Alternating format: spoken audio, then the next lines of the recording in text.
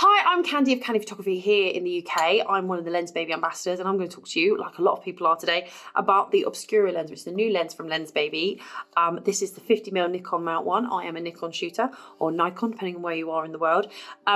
I will just say, when this came out, I was a little bit like, what? Digital? Does Pinhole? Huh? Now, I know there's also apps on your phone that can replicate it, but one of the things I love about Lensbaby is that they kind of give you back that sense that you're using film, but so much, obviously, it's digital. You get this sense that you're using film again. With film photography, which is what I originally learned on, you have this whole tactile involvement. You load the film, you first of all start with selecting the film, unwrapping the film, loading the film, winding it on, processing the film, all of that. And with digital, you get so much removed. Now, don't get me wrong, you can sit in Photoshop. There's something absolutely wonderful about this lens. In fact, just something as simple as choosing the f-stop by winding it round. I just think that's such a nice little thing. It's just a personal thing for me. But when this lens came out, I was like, I'm not sure how this is going to relate onto digital, because one of the main things about Pinhole is that it is the joy of having just a very clunky box or a very clunky like you make it yourself, right? With Pinhole cameras, you tend to make them yourself. And I was a bit like, okay, let's have a go at this. Let's see how this works. I did not master it straight away, mainly because I ran off gun-ho. I was like, oh yeah, I know how to do this. No, it's a fabulous learning experience. So many times I would get a lens, I'd save up for it, or a new bit of kit, and I'd save up for it and I'd get it and I'd be so excited for it. And I'd be like, yeah, I got it, whoop, whoop. And then it's just like on Christmas Day, you get that present, you unwrap it, you love it for maybe an hour, maybe a day, and then the next day you've forgotten about it. Not with this lens. Now, I know you're going, oh, you have to say that because it's a new product launch. Of course you're going to say that. No, it got to the point with my friendship group that they started nicknaming me Obscura, because I was like, every time we're talking about it and grabbing it out for every shoot we were doing to try and keep seeing what else it could do. I love the process of learning how to use it. I love the random effects. I love the fact that there's so much that you need to take into consideration before you use it. I felt like I was actually being a proper photographer, as in I wasn't relying on the digital side. I had to rely on my brain. I had to really think about things. Simple as like taking the time out to clean my sensor. By the way, if you haven't realized you need to clean your sensor using this lens, yeah, you do. Otherwise you can spend forever in Photoshop getting rid of that dust particle. So cleaning a sensor, and then it wasn't limited like I thought it would be to like landscapes. I really enjoy using it for self-portraits. I totally fell in love with it for portraits in particular, because it has this kind of old vibe about it that wasn't contrived. It's very organic, and it's just wonderful. So today I'm going to show you some self-portraits just using natural light, some V-flats. So I'm going to take you on. Let's go. Let's see. Hopefully I do this okay, because I am not the best when it comes to teaching, so I hope you enjoy this. So these are the images I got on the day. I put the camera on a tripod, used my phone as a remote trigger, and I love that I was able to sort of change my position of my hands and stuff to create these great overlay images. I really love the quality of these, really do. So Pinhole photography generally is thought of as film photography only, but this is where Lensbaby really come into their own. So they basically take the tactility, is that the right term? The tactileness of film photography and give it to you in a digital aspect. The whole process of it, even down to how you change the aperture on this lens, is all about tactile. So you have to twist the inside, which I thought was amazing, which gives you that little bit of nostalgic film quality back, so you kind of have that same fun. Now, I will just say I'm going to do some portraits in direct sunlight, in the sun, to give you some sort of idea what it's like to photograph from that. These are self-portraits, and then I'm going to shoot some portraits at night with low light to see how they turn out as well. Top tip, tripod and remote shutter. You need to have this on a tripod. You can hand hold it if you really steady, but honestly, it doesn't really work. I did some portraits where I did some handheld ones. They weren't as great. Mainly because I needed quite a long shutter speed, so top tip for you all. But as you can see, the UK has just got one patch of sunshine today, so I thought I'd jump on with my Vote for Pedro, which, if you know, Napoleon Dynamite is one of my favourite movies. I'm wearing that, and my normal sunnies, because every now and then the UK has sunshine, and it is very temporary, so I'm just jumping on that. And I'm going to go and photograph this. By the way, check out the back of my jacket. So let's see how I get on. As you can see, the sun is...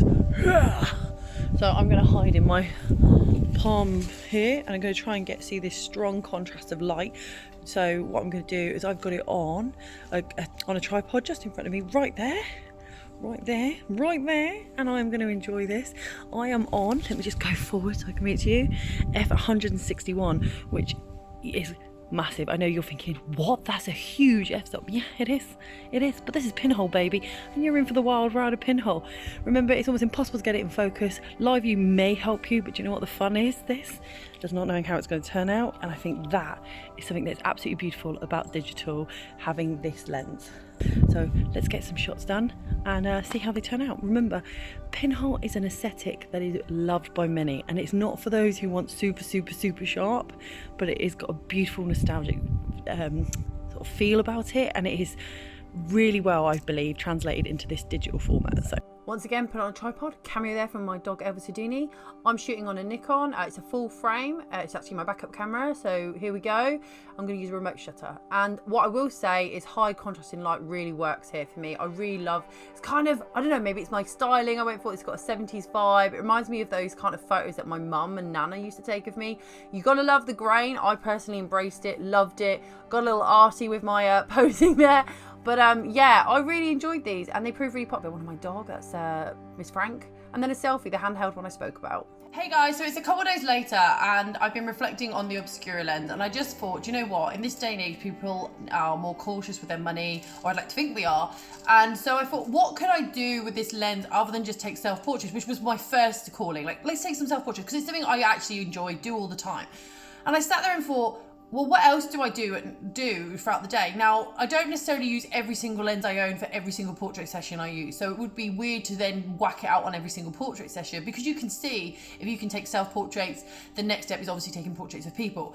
So then I thought, you know what? Let's try what I love doing, which is night photography. I go around the local town where I live and thought, can it do it? Now, obviously, with the f-stops at the number that they are, we are going to get minimal lighting in here. So I knew straight away I needed to get a tripod. So I found a tripod. I say I found it, I managed to find one in the boot of my car.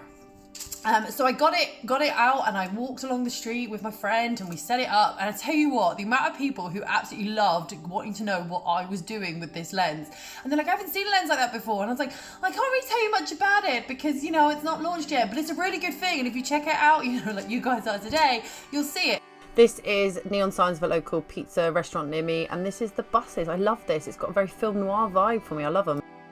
I will say that I wanted to say I struggled with it, but I didn't. I kind of like the idea that I kind of guessed where it was going, and what I got was happy accidents.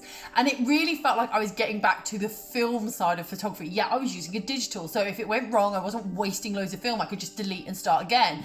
I played with the different apertures that were available, and I found that actually I really loved them. They kind of had this gritty, nostalgic, film noir vibe. I really loved them. I really loved them in colour, and I also did a bit of shutter drag naturally because I had to expose the camera sensor for quite a long time. Got these great light sort of trails from the cars, and it was just fabulous. I hope you enjoy the images.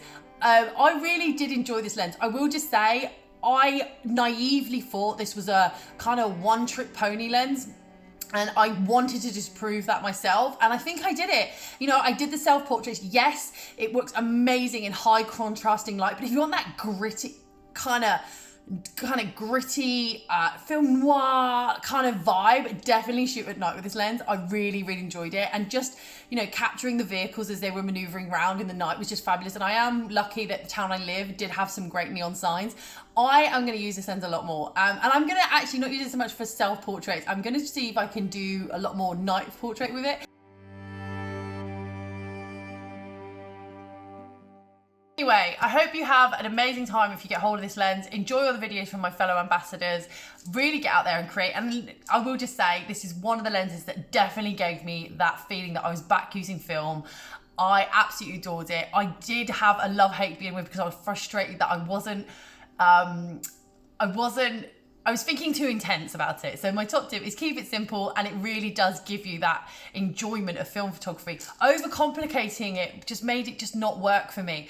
It was so nice to have this really simplistic lens give me this beautiful, pure aesthetic, and it was just wonderful. And so my advice is just enjoy the process of learning how to use it. Sit back, let the lens will just kind of excite you and give you all sorts of interesting sort of effects, and enjoy it. Enjoy all the other videos from my fellow creators. Have an amazing day, and I'll see you all soon. Bye.